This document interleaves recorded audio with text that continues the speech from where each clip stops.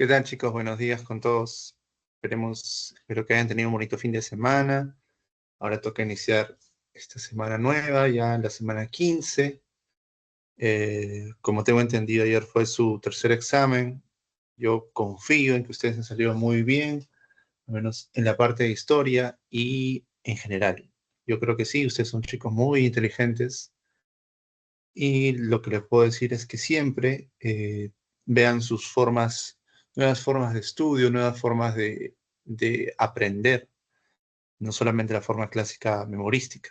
Entonces, dicho esto, voy a dar unos 2 minutitos mientras que se van acomodando y voy descargando algunos archivos para la clase de hoy. Sí, a ver, denme 2 minutitos, por favor.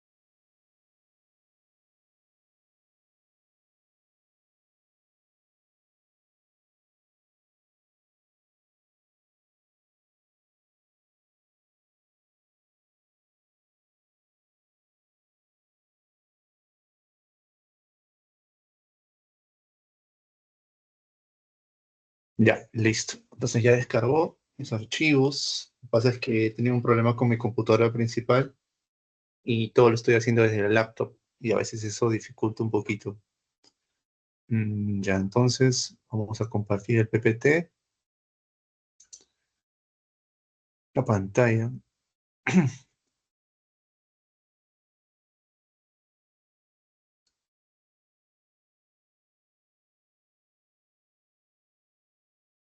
Listo. Otra vez, chicos, buenos días. A ver, espero que hayan tenido una bonita semana. Entonces, la semana de hoy, el día de hoy, vamos a empezar ya la semana 15 con mucho ahínco, con mucha paciencia sobre todo, para bien o para mal. Hoy nos tocan bastantes temas, es, así que les pido bastante atención y sobre todo paciencia. Va a haber bastantes datos, bastantes conceptos, sobre todo ustedes que ya me han acompañado, nos hemos acompañado ya 15 semanas, se habrán dado cuenta que más allá del tema de las fechas, ¿no?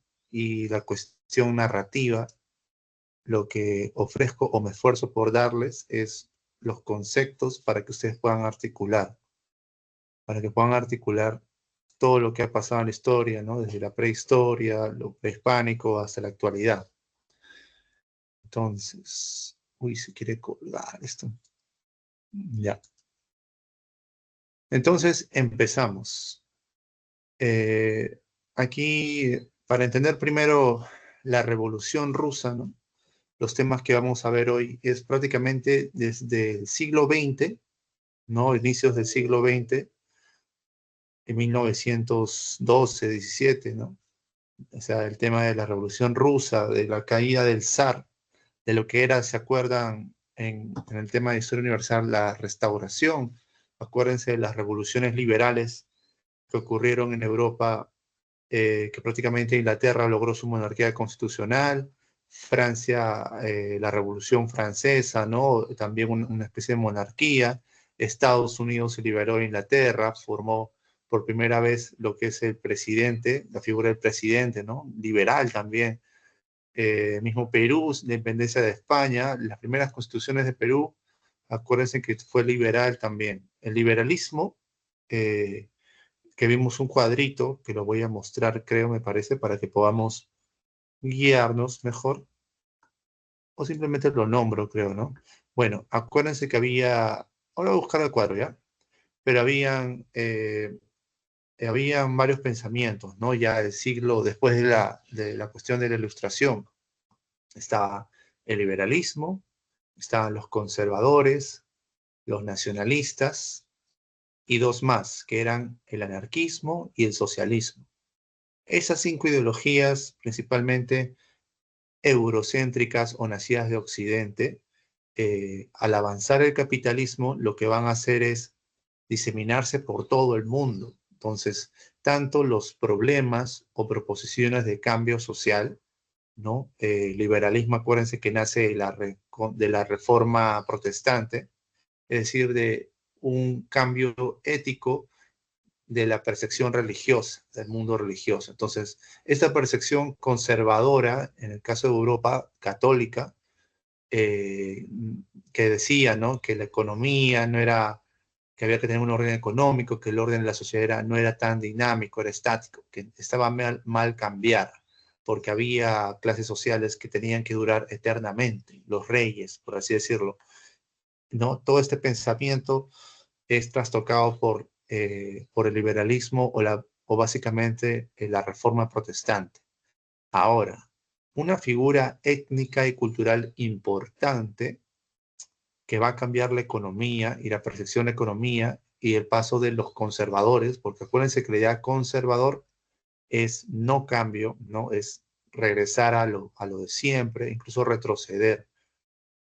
Como ya estamos diciendo, era una época en que los liberales cortaban la cabeza a los reyes, la burguesía, es decir, los comerciantes, ¿no? Que habían apoyado al rey en su momento y que habían apoyado la colonización a América, ¿no? O a nuestras tierras, ¿no? Eh, este tipo de movimiento económico, de liberalismo, que había apoyado la colonización también en Europa, con el tema del imperialismo, o por así decirlo, la nueva etapa de colonialismo a África, ¿no? En la segunda revolución industrial, que era muy diferente al colonialismo que vivimos nosotros, ¿no? Todo este tipo de movimientos y invasiones y motivaciones de la burguesía o de la economía o de la clase dominante, eh, es pues trastoca los órdenes pasados, ¿no? Entonces, por un lado en Europa teníamos los movimientos o los países liberales y por otro lado todavía teníamos ciertos países conservadores. Asimismo, ocurría en Perú, ¿no? Teníamos los conservadores que pensaban en el pasado y los liberales que pensaban en el futuro. Pero estos procesos dejaban rezagados. ¿Por qué? Porque los liberales venían de una ideología burguesa, es decir, de los comerciantes. Pero en clases sociales hay otras clases sociales que estaban por debajo económicamente y por debajo en participación política. Por ejemplo, también en la época de los griegos sucedía esto, ¿no? Los griegos, mucha democracia, mucha apertura, pero ¿quiénes sostenían la sociedad griega? Los esclavos, ¿ya? La gran mayoría de griegos no eran ciudadanos libres.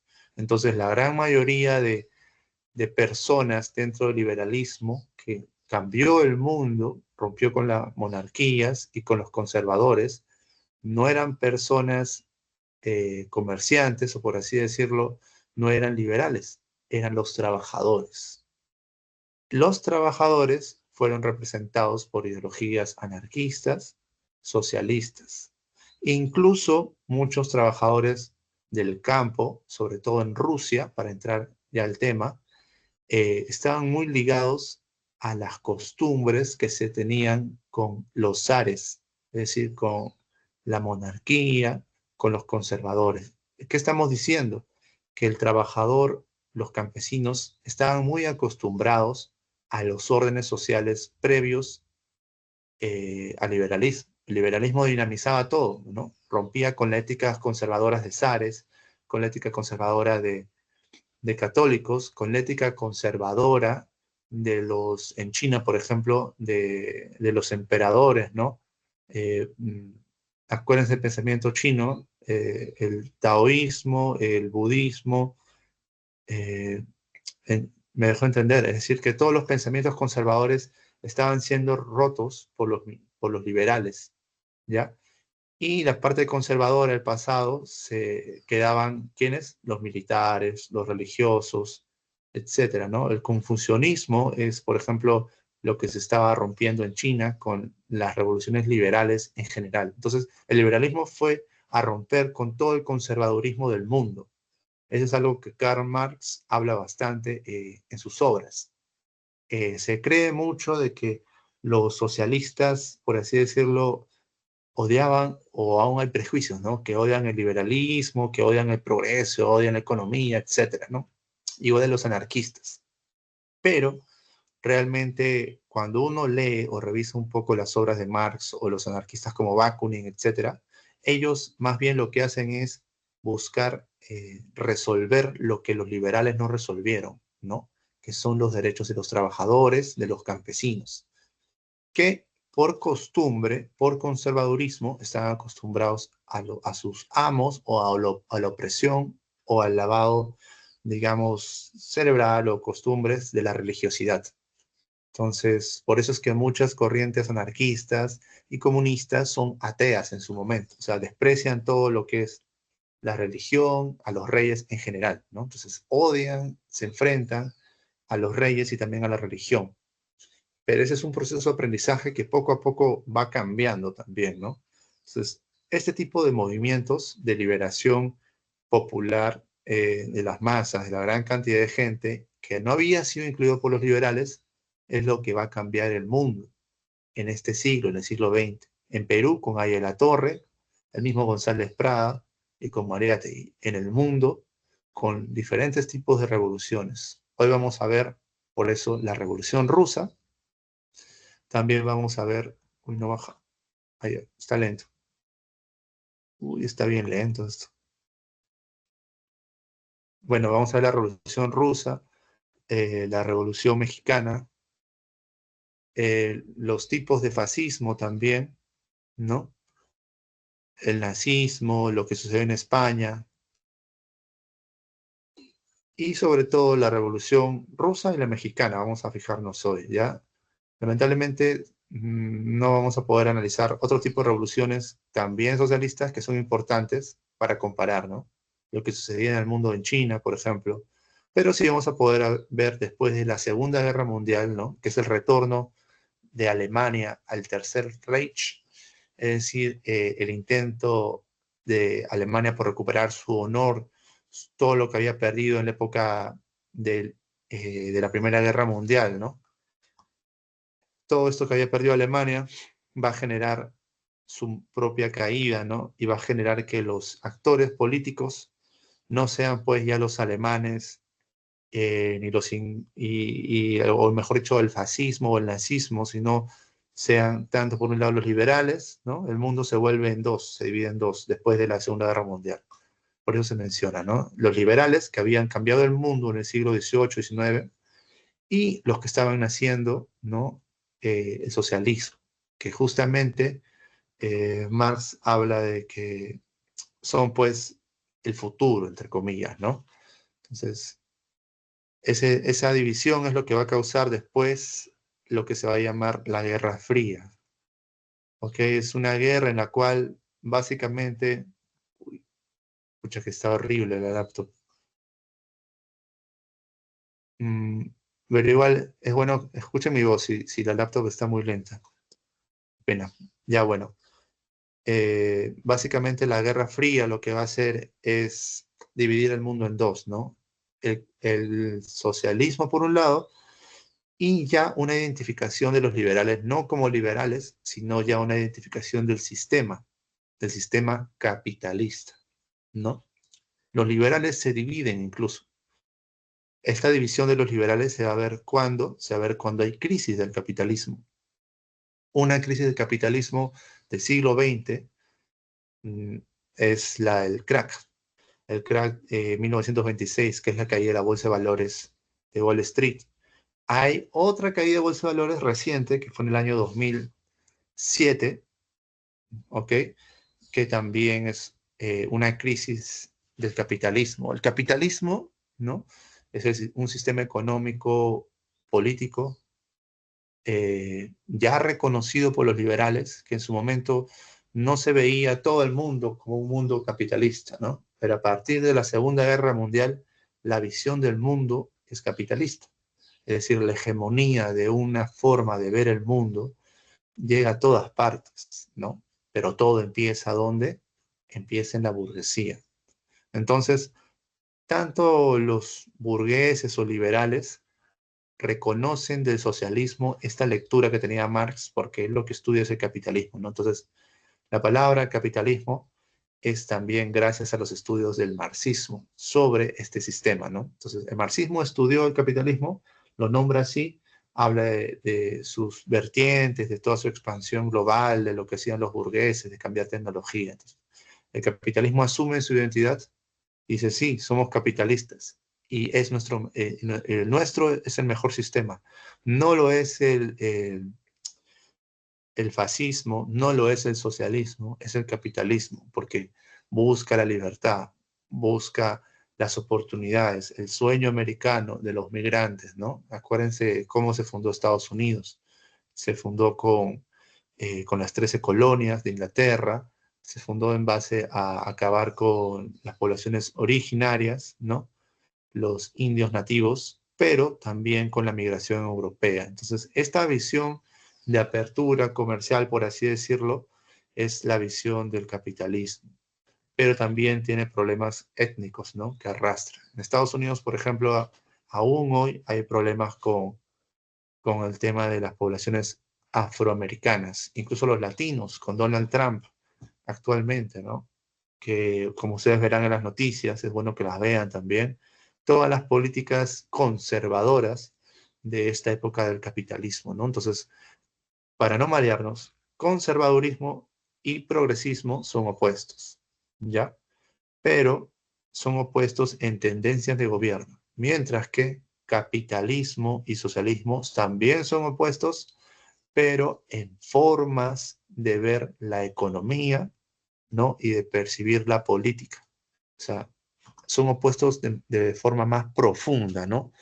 Pero esa es en la teoría, ¿no? En la práctica van a ocurrir muchas similitudes. Y al final vamos a ver lo que es la guerra de Corea, ¿no? Que divide a Corea en Corea del Sur y Corea del Norte, ¿no? Básicamente una Corea más de índole capitalista y una Corea más de índole socialista o comunista. ¿Ok? Entonces empecemos ahora sí. Siendo 7:51, una introducción muy veloz que hemos dado, vamos a empezar. Temas para entender la Revolución Rusa. Ideologías, ¿no? Lo que estamos diciendo. Liberalismo, socialismo, comunismo, ¿no? Liberalismo, libertad. La libertad individual, los derechos humanos individuales, supuestamente de todos los seres humanos. Pero en la práctica, y según las leyes y constituciones iniciales, solamente eran los derechos de los que tenían educación, los que eran hombres y los que eran blancos. ¿Ya? Esos son los inicios del liberalismo que poco a poco va cambiando. ¿A través de qué? De las protestas, de la organización sindical, a través de pensamientos socialistas. Es como que entre ellos se, se critican, ¿no? Entre socialismo y liberalismo, entre capitalismo y socialismo. Y van mejorando sus sistemas, ¿no? La gente de clase alta va cediendo derechos a los trabajadores gracias a que los trabajadores reclaman. Si los trabajadores no reclamasen, no cambiarían muchas cosas, ¿no? Seguiríamos en sociedades conservadoras, que eso ocurre en muchos países, ¿no? Medio Oriente, por ejemplo, ¿no? Después, otro concepto importante, el imperialismo colonial industrial, ¿no? Que es la base de la Primera Guerra Mundial, ¿no? Acuérdense las disputas sobre las colonias africanas. Entonces, en la Primera Guerra Mundial se destruye el ejército ruso, el ejército del zar, que es como el monarca ruso. Y esto favorece, pues, a que los socialistas, los marxistas, como Lenin, como Trotsky, Stalin, vean una oportunidad en la guerra para declarar, pues, al pueblo ruso, a los soviets, que no vayan a la guerra, que esas guerras no les convienen al pueblo, que son innecesarias. Mientras que pasaba esto, había también una guerra entre Rusia y Japón, ¿no? Y había pues cambios liberales en la Rusia del zar, ¿no? Entonces, estaban los liberales, había guerra con Japón, tenía muchos frentes el imperio ruso. Y lo que deciden hacer es hacer una constitución en 1906, es decir, Rusia recién en 1906, imagínense, buscaba una monarquía constitucional y crea un parlamento, o sea, un congreso. El Congreso tiene dos tendencias. La Duma se le llama, o Congreso. La Duma imperial, ¿no? Donde estaban todos los señores ricos, la aristocracia, ¿no? Aristocracia, lo que vimos en la anterior clase también, o lo que vieron con el profesor de reemplazo, ¿no? Aristocracia era, o básicamente es el mérito, los mejores son los que gobiernan, ¿no? Pero ¿quiénes son los mejores en una sociedad donde no todos tienen acceso a educación o a desarrollo económico? Los de siempre, ¿no? Entonces, queda mucha gente relegada. Entonces, había una constitución liberal en Rusia en 1906 y había dos parlamentos, el parlamento imperial, donde estaba la aristocracia, y estaba el otro parlamento, que acuérdense el nombre del otro parlamento. ¿Quiénes estaban en el otro parlamento? Estaban los trabajadores, los obreros, los campesinos y los militares, los suboficiales sobre todo, los marinos, todas las fuerzas, todo el pueblo armado. Y ese segundo parlamento, o Duma, se llamaba soviets, los soviéticos. Entonces, el término soviets o soviéticos viene de la Duma, del Parlamento del Pueblo. ¿Por qué había dos parlamentos, dirán ustedes? Porque ante tantas revoluciones o cambios o protestas, el zar cede, pues, ¿no? Dice, ya, vamos a hacer una constitución, le voy a dar representatividad a los aristócratas que molestan a los burgueses, pero como veo que ellos usan a los trabajadores, también les voy a dar un parlamento a los trabajadores, ¿no? Y ese parlamento es la Duma o los soviets. Entonces, ¿a qué se parece? Se parece mucho, acuérdense, lo que sucedió en España con las juntas de gobierno. Las juntas de gobierno en Latinoamérica se formaron para apoyar al rey contra la invasión francesa. O sea, las juntas de gobierno en Perú, en los virreinatos de Argentina, las capitanías de Chile, ¿no? Etcétera, se formaron para apoyar al rey. Aquí se forman las dumas, ¿no? O los soviets. Entonces, hasta cierto punto los soviets eran una manera en que la sociedad se organizaba para mantener, ¿no?, el orden, una reforma. Después estos soviets van a reclamar, ¿no?, al Parlamento imperial, ¿no? Justamente cuando cae el zar, lo que va a pasar es que se hacen cargo de Rusia, la República, o sea, los demócratas, los liberales. Y por un lado estaba el Parlamento, ¿no?, la Constitución de los liberales, y por otro lado estaba organizado el pueblo, ¿no?, obreros, campesinos, militares, ¿no? Obreros entran trabajadores, todo tipo de trabajadores. ¿Ya? Entonces, a partir de esto, ¿no?, de esto que estamos hablando, ¿no? Estamos hablando en líneas generales de lo que pasó en Rusia, ¿no? Eh, Hay en la izquierda, digamos, o en los parlamentos representados por los soviets, dos tipos de socialismo o dos tipos de partidos, ya, para que no nos confundamos tanto. Están por un lado los mencheviques y por otro lado los bolcheviques. Irónicamente, los mencheviques significa partido de las minorías y los bolcheviques significaba partido de las mayorías. ¿Por qué irónicamente? Porque en cantidad los mencheviques eran muchos más, tomaban una estrategia de frente.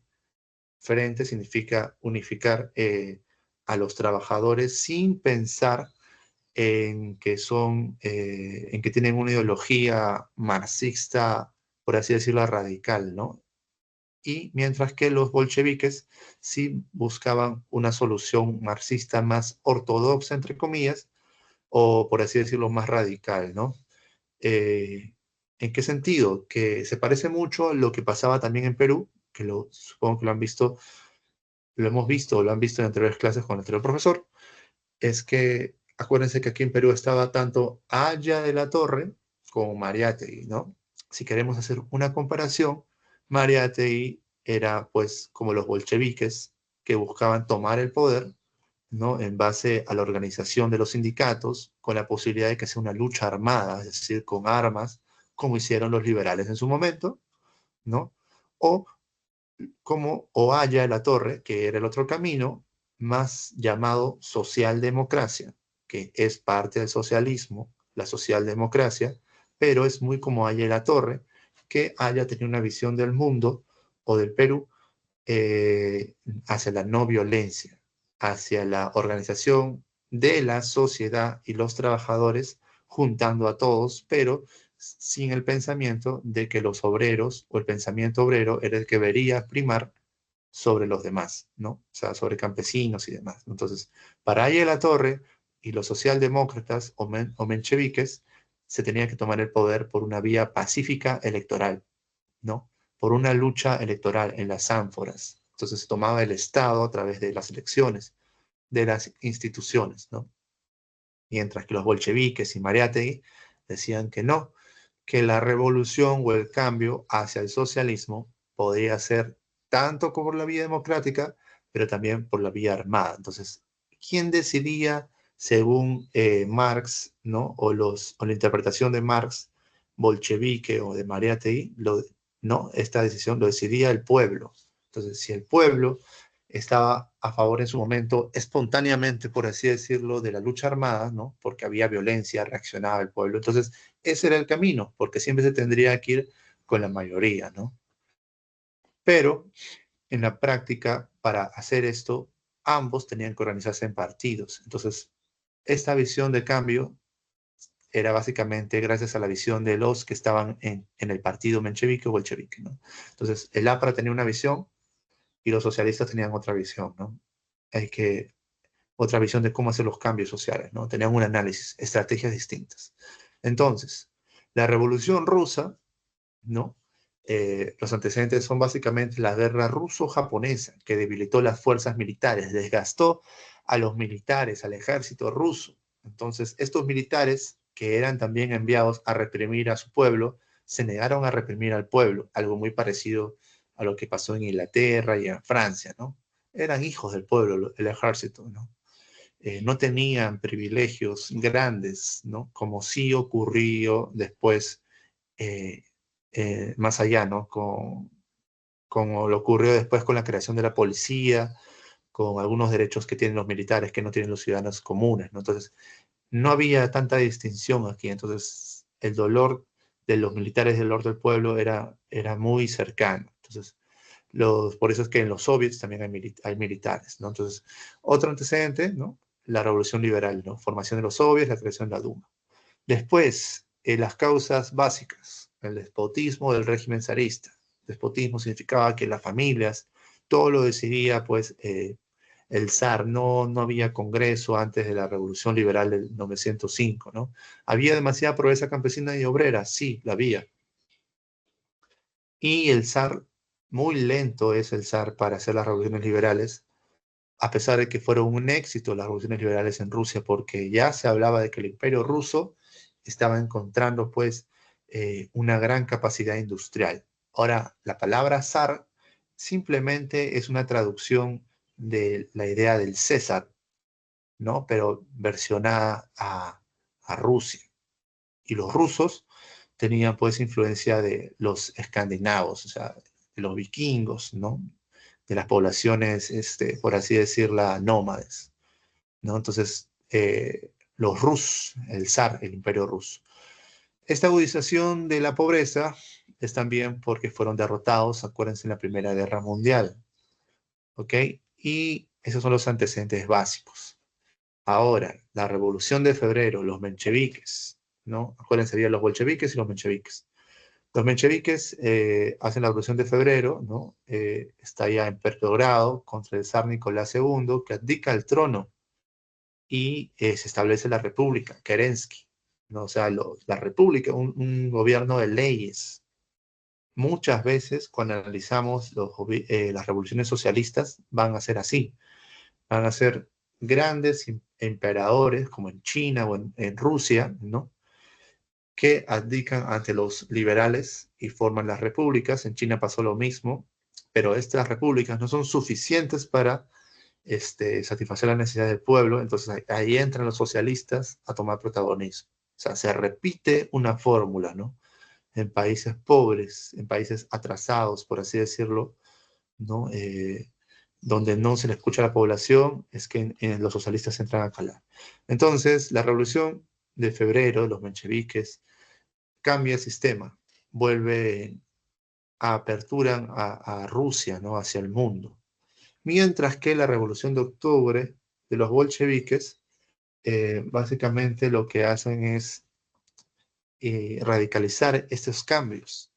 Aquí es donde Lenin derrota a Kerensky. Kerensky también era un socialista demócrata, acuérdense, ¿no? Que buscaba el cambio a través de la democracia, las elecciones. Y Lenin funda el primer Estado socialista de la historia. Ahora vamos a ver un pequeño video, me parece, vamos a revisarlo, está muy lento esto, de las estrategias de Lenin para la fundación pues, del socialismo o posteriormente lo que es la Unión de Repúblicas Socialistas, ¿cierto? La URSS. Eh, Antecedentes de Lenin o de la revolución de bolchevique, aquí están en su diapositiva, ¿no? Rusia se retira de la Primera Guerra Mundial. Ellos hacen una gran campaña respecto a que las guerras mundiales o las guerras en general no favorecían pues a la clase trabajadora. Lo que más quería hacer Lenin era debilitar el poder, no tanto en un primer lugar el poder del zar, ¿no? Y el poder después de los mencheviques. La estrategia básicamente era eh, decirle a la población por qué estaban pasando las cosas, ¿no? Decirle a la población de que ese supuesto patriotismo que ellos tenían con el zar, ¿no? O con la socialdemocracia no era suficiente, ¿no? Entonces, él habla se acopla a los malestares del pueblo para todo esto, ¿no? Entonces, logra que Rusia se retire de la Primera Guerra Mundial con el Tratado de Brest-Litovsk en 1918. Entonces, a partir de esto, ya el gobierno bolchevique, ¿no? inicia pues una guerra civil de 1918 al 23. Antes de esto, ¿cómo llegó Lenin al poder? Espero que tengamos tiempo para ver el video. A ver un momento. Oh, está demasiado lento, chicos. Voy a la última página donde está la biblioteca que siempre intento poner. Ya, que está. No, vamos a ponerlo ahorita. Pero vamos a poner ahorita la Revolución Rusa en 12 minutos. Antes de que Lenin llegue al poder, por así decirlo, ¿saben lo que sucede? Sucede que Lenin fue apoyado, adivinen por quién, fue apoyado por las fuerzas norteamericanas, fue apoyado por Inglaterra, fue apoyado por así decirlo, por los franceses también. Es decir, los liberales de otros países veían con conveniencia que el zar cayera y querían apoyar a quienes fueran para que esto sucediera. Y Lenin, astuto, a pesar de criticar al capitalismo, se dio cuenta que necesitaba, por así decirlo, capital, ¿no? Lenin lo que hace, a diferencia de los anarquistas, por ejemplo, ¿no? Es que él no ve o no cae en un purismo ideológico. Él prácticamente lo que hace es darle una idea científica al socialismo. Por eso se le llama socialismo científico o marxismo, ¿ok? Que significa que dadas las circunstancias que fueran, hay que saber aprovechar el momento. Entonces, Lenin, al igual que la mayoría del Partido Comunista y el mismo Marx, tenía cierta influencia, adivinen de quién, de los mismos iniciadores del capitalismo. Por eso es que muchos de los marxistas hablan de que el socialismo es la superación, pues, del capitalismo. Y eso aún desde el prejuicio no se entiende. ¿Por qué? ¿Quiénes son los que iniciaron el capitalismo, chicos? Adivinen, acuérdense, ¿no? ¿Quiénes? La familia de los Pinzón, por ejemplo, ¿no? Que apoyaron, pues, a la reina que vinieran a Perú, o el Perú prehispánico, ¿no? A conquistarnos, los burgueses. Entonces, estos mismos sectores burgueses estaban guiados ya no tanto por los protestantes, sino un pensamiento judío. Los judíos, los banqueros, los que llevaron, por así decirlo, el mercantilismo o el capitalismo hacia la idea de los bancos, ¿no? Son los que también apoyaron a Lenin. Y adivinen qué, alrededor del 80% de militantes del Partido Socialista o de los bolcheviques eran judíos, ya eran judíos. Y usted dirá, profe, entonces todo esto se trata de los judíos y el sionismo, etcétera. Hasta cierto punto sí. ¿Saben por qué? Porque los judíos no tenían un lugar donde vivir. En su momento los judíos no tenían un lugar donde vivir y habían sido un pueblo que básicamente tenía una ideología fuerte, era la ideología de ser los escogidos. Esta ideología fuerte era diferente a tanto a los protestantes, ¿no? Como a los católicos. Les permitía ser comerciantes. Los judíos que salieron de Jerusalén fueron judíos de la clase alta, judíos que sabían comerciar, que sabían sobrevivir. Entonces, aparte, el estudio de la Biblia o el Torá les daba un acceso a la educación, a un razonamiento. Pero los judíos que se volvieron comunistas o socialistas no eran judíos netamente, eran personas o judíos rebeldes, judíos, por así decirlo, que se rebelaron ante la imposición de su propia religión o de sus familias. Eran personas que decían, pues, por así decirlo, cuestionaban el sistema donde vivían, de los países donde vivían, por eso eran rebeldes. Entonces, los socialistas de bolcheviques estaban llenos de judíos rebeldes y también rebeldes que sabían hacer capital, hacer dinero, sobrevivir, organizarse. Entonces, todos los movimientos ligados a, no todos, pero la gran mayoría de movimientos ligados a cambios sociales en Europa eran, por un lado, protestantes, ¿no? Por otro lado, eran judíos, es decir, lo nuevo, el pensamiento, lo que está subvertido. ¿Por qué es importante decirlo? Porque, ahora voy a poner sí el video, Es importante decirlo porque lo que va a suceder es que básicamente, a ver, voy a poner el video un ratito. Es que lo que se me ha puesto lindo esto. Ya. Y ahora sí.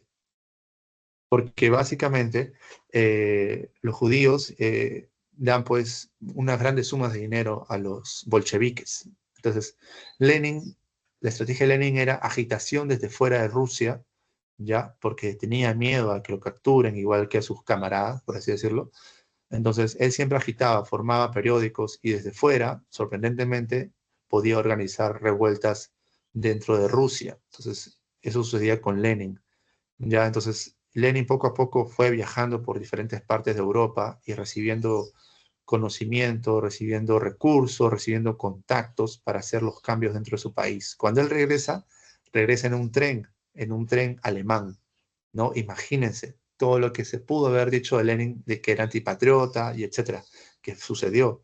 Cuando sucede eso, esas acusaciones a Lenin sucede en la época pues de la guerra civil rusa. O sea, cuando ya los bolcheviques estaban en el poder, lo que sucede es que hay un enfrentamiento entre bolcheviques y mencheviques. Ya ese es en 1918 a 1923. Entonces, este enfrentamiento es la depuración, ¿no?, que hace Lenin a través de la primera policía o servicio de inteligencia soviético, ¿no?, que después se va a transformar con Stalin en la KGB, que es muy conocida, muy parecida a lo que es la CIA, que existe en la actualidad la CIA. Ya cada país tiene su propio servicio de inteligencia, ¿no? Hasta ese punto era algo novedoso. Entonces, Lenin, apoyado pues por los alemanes, llega pues regresa a Rusia, ¿no?, en los trenes. Entonces, este apoyo de Lenin a los alemanes es lo que después va a hacer Lenin y va a hacer que Rusia se rinda en la guerra. Entonces, los alemanes están contentos de ya no luchar en la zona rusa, porque ellos habían logrado de que Lenin tome el poder y que evite la guerra, ¿no? Entonces ahí es donde Alemania, la Primera Guerra Mundial, eh, solamente se dedica al frente occidental. Entonces, ¿Lenin pudo haber sido acusado de esto? Sí, fue acusado de antipatriota. Pero el discurso marxista te da a entender de que no existe pues ni siquiera la patria. ¿Por qué? O la patria está sumergida en los intereses de quién? De los burgueses, ¿no? El interés económico de los ricos hace que existan las guerras. Esta es la ideología marxista. El anarquismo también piensa lo mismo. Entonces, la idea de patria es una idea, por así decirlo, un poco atrasada, pero que sirve para tomar identidad a una revolución mayor. Entonces, los límites de los países, según el marxismo, existen porque es una necesidad identitaria, pero en algún momento, cuando se pase el socialismo al comunismo, no va a haber límites de países, todos vamos a ser uno, por así decirlo, una sola clase, ¿no? La clase trabajadora, etcétera, o sin una sociedad sin clases. Ese es el comunismo. Entonces, por eso esta idea de no patria es también, por así decirlo, la solidaridad entre trabajadores. Pero como el socialismo es algo científico, no puede irse al extremo. Entonces comienzan a haber revoluciones socialistas que sí abrazan la idea de nación, ¿no? La nación rusa, la nación soviética, etcétera, ¿no? Los chinos también hablan bastante de patrias, ¿no? En Perú también, Mariátegui habla bastante de la necesidad de la patria y la religión incluso. Entonces va evolucionando el pensamiento socialista.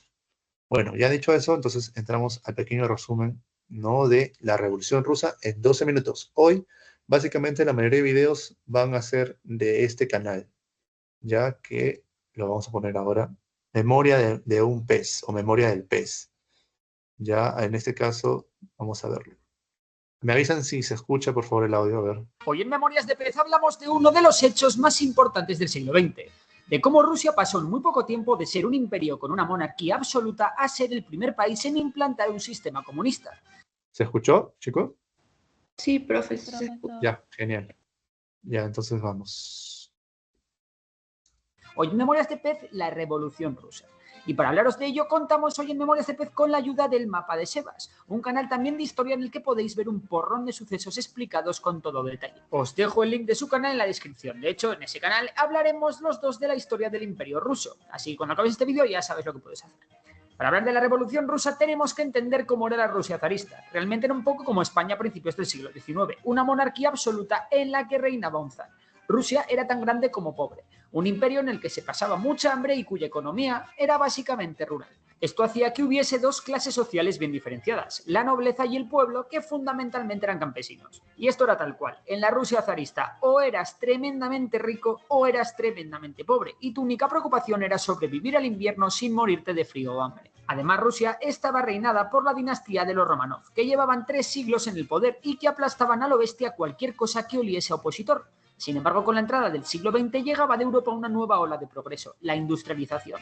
Muchos campesinos emigraron de los pueblos a las ciudades y se convirtieron en trabajadores de las nuevas industrias. Surge así una nueva clase en Rusia, la clase obrera, que era especialmente... Imagínense el atraso de Rusia, ¿no? Mientras que otros países estaban en monarquías constitucionales, habían pasado por la ilustración, etcétera, la adaptación, el fuerte orden de los zaristas había aguantado tanto hasta la época de la industrialización.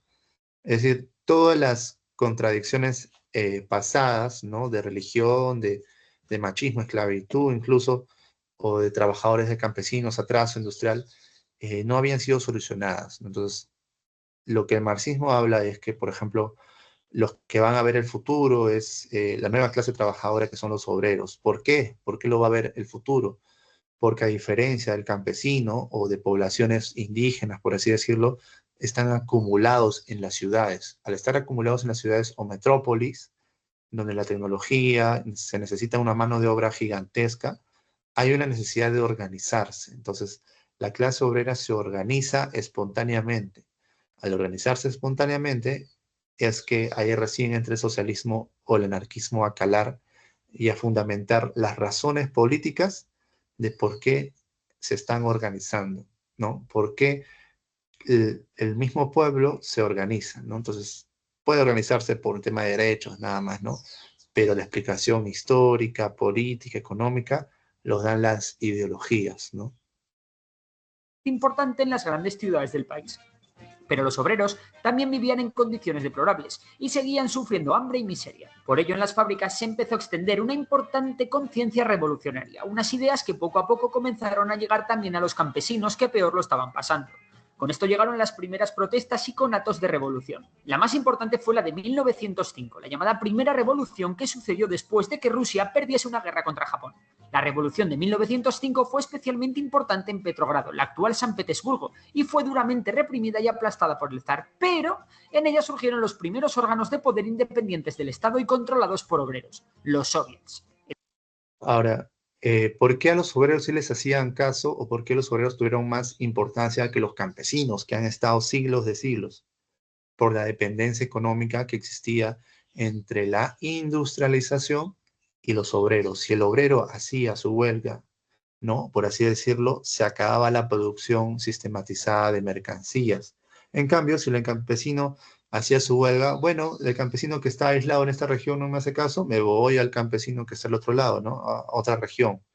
¿Se entiende un poco? O sea, el mismo capitalismo lo que hace es crear zonas industriales gigantescas.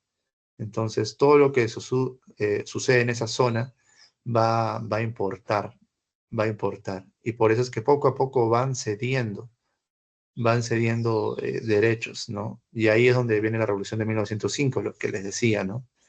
Ese intento del zar por actualizarse en su sistema económico-político, ¿no? O sea, liberalizarse un poquito.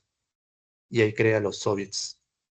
El caso es que la industrialización se sigue abriendo poco a poco paso en Rusia y la clase obrera continúa creciendo en número. Sin embargo, hay un hecho que cambia radicalmente el mundo en general y Rusia en particular. Hablamos de la Primera Guerra Mundial. Aunque empezó más o menos bien, el papel de Rusia en la Primera Guerra Mundial fue penoso. Tenía muchos hombres, sí, pero la organización del ejército era malísima y la industria no era lo suficientemente potente para alimentar el esfuerzo de guerra ruso.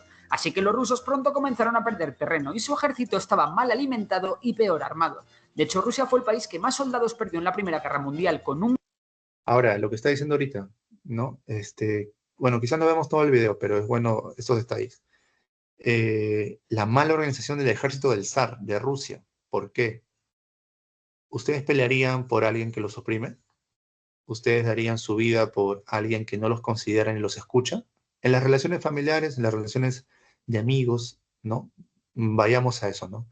Nosotros, incluso en las empresas, se dicen pónganse la camiseta, etcétera, ¿no? Si el empleador o digamos que trata bien a los trabajadores, etcétera, ¿no? Les da tiempo libre, les da sus derechos, ahí sí hay una mayor cohesión, un mayor vínculo. Pero como el zar no cuidaba a su población, o por así decirlo, su población era tan dispersa, porque el imperio ruso es muy parecido al imperio otomano, que son los turcos, ¿no? Justamente esos imperios antiguos, ¿no? Gigantescos, atrasados, son imperios diversos, no tienen forma de representación adecuada, entonces no tienen la capacidad de juntarse organizadamente hacia acciones necesarias, ¿no? Por eso sus ejércitos eran lentos, por eso la cadena de mando no funcionaba, porque pónganse, ¿no? En un sector de Rusia eran musulmanes, en otro sector eran cristianos, en otro sector eran cosacos o ortodoxos, o sea, había mucha variabilidad. Entonces, lo que sí sucede con Lenin es que él aprovecha los soviets para organizar, ¿no? Así como Bolívar y el mismo San Martín aprovecharon a las juntas de gobierno, ¿no? Para organizar cada diferencia, cada estado diferente, los aprovechan para cohesionar las acciones. Entonces, el zar no podía hacer esto.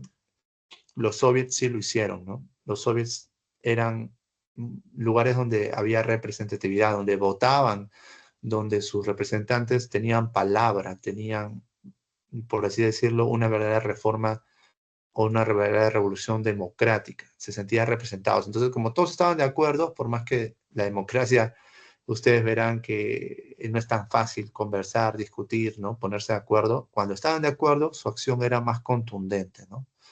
Era más fuerte. Por eso el Ejército Rojo, inicialmente la Guardia Roja, cuando se enfrenta con los mencheviques, o sea, los bolcheviques, cuando se enfrentan con los mencheviques, se ve la diferencia entre un liderazgo fuerte de los rojos, por así decirlo, versus los blancos o el ejército socialdemócrata.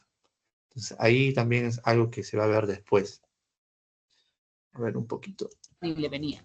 El caso es que la economía de Rusia vivía y producía por y para la guerra, lo que, unido a que Rusia estaba prácticamente rodeada de enemigos, hizo que en el país hubiese unas hambrunas terribles. La popularidad del régimen no pudo bajar más, así que nos vamos a Petrogrado, la actual San Petersburgo y capital de Rusia en 1917. El invierno estaba siendo durísimo, lo que había aumentado la ya penosa situación de la población rusa.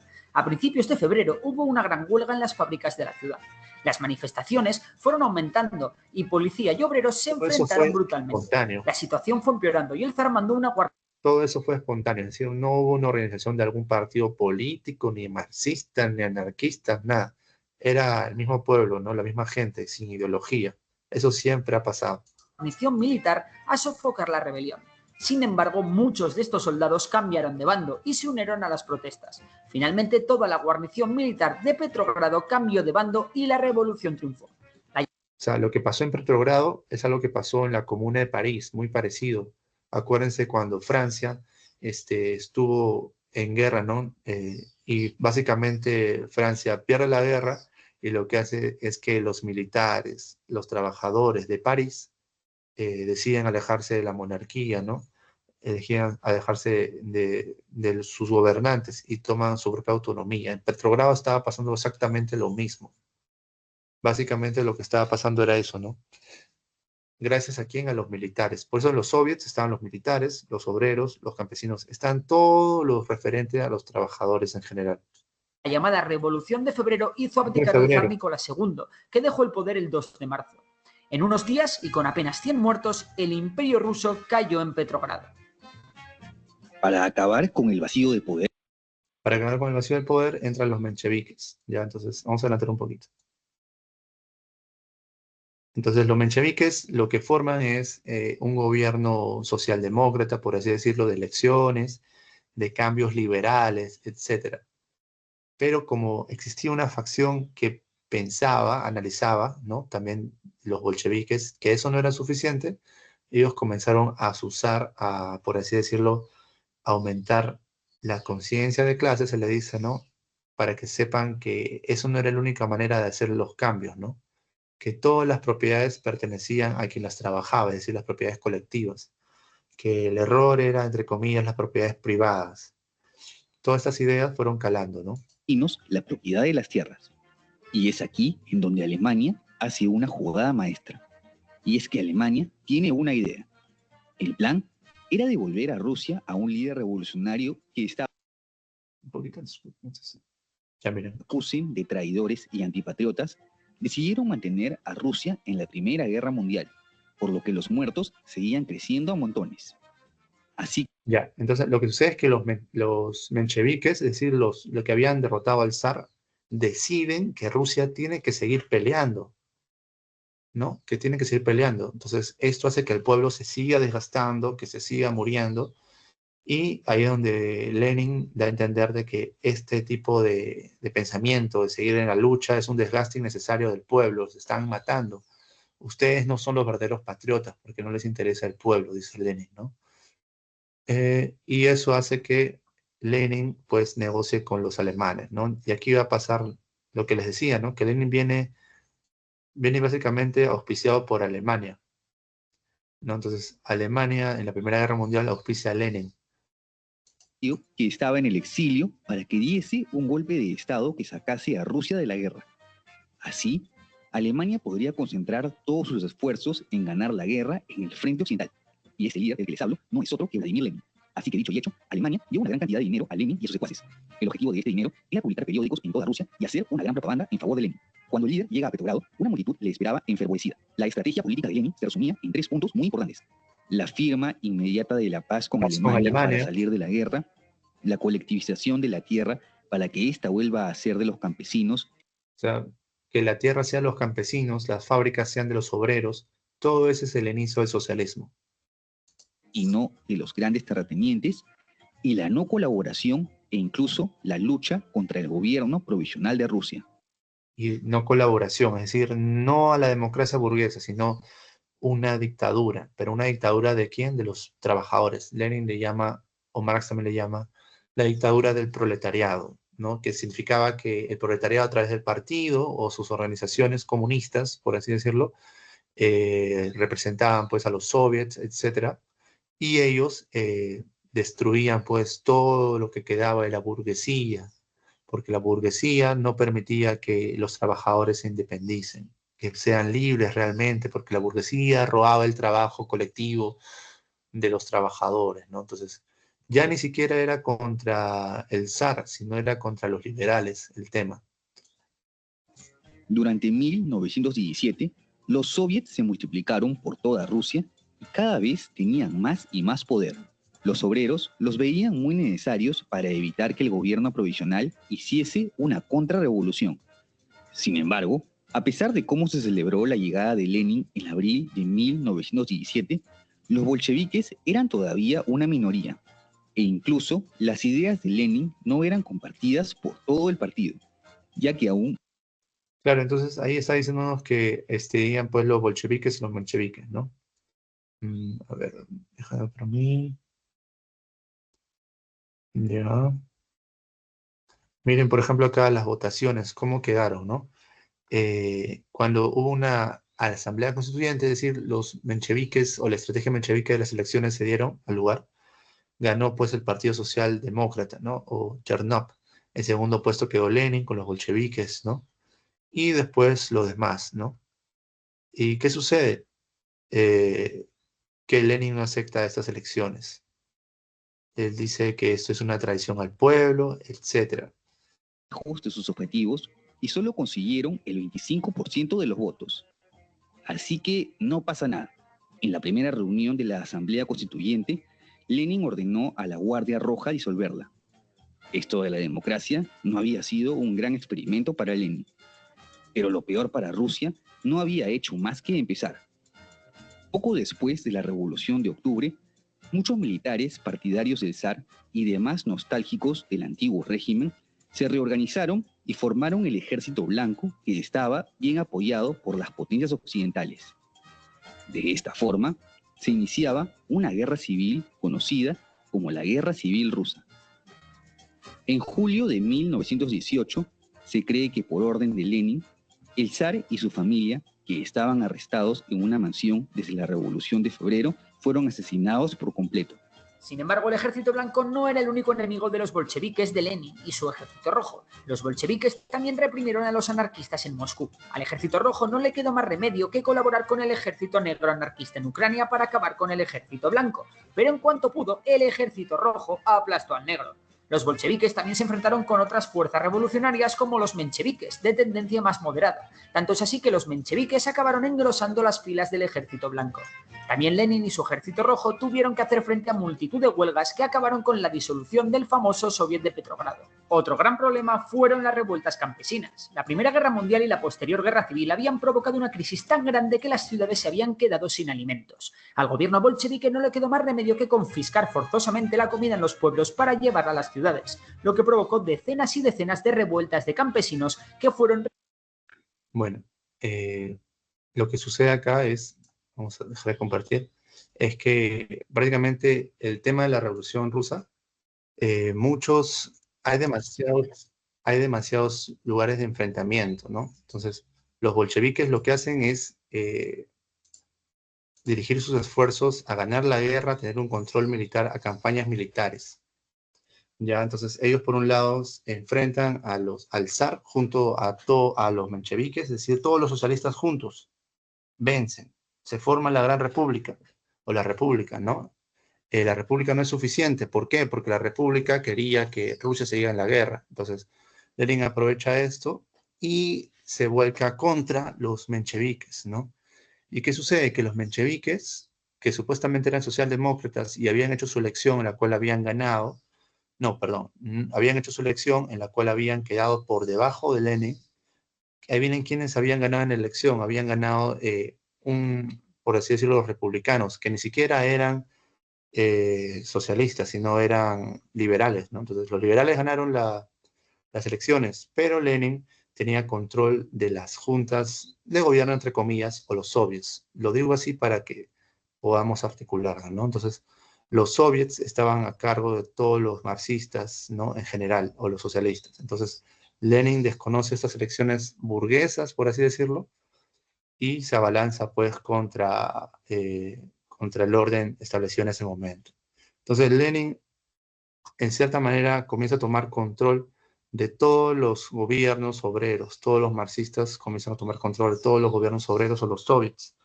¿Y qué pasa? Que los mencheviques, que también eran socialdemócratas, se unen a los conservadores o a los zaristas y forman el ejército blanco. Entonces, por un lado estaban el ejército blanco, los zaristas, los antiguos que creían en la monarquía. Por otro lado estaban los que creían en las elecciones burguesas o el sector más de derecha de los socialistas. Y por otro lado estaban exclusivamente los radicales, ¿no? Los comunistas. Ahora, los comunistas reciben ayuda de los anarquistas también, ahí menciona.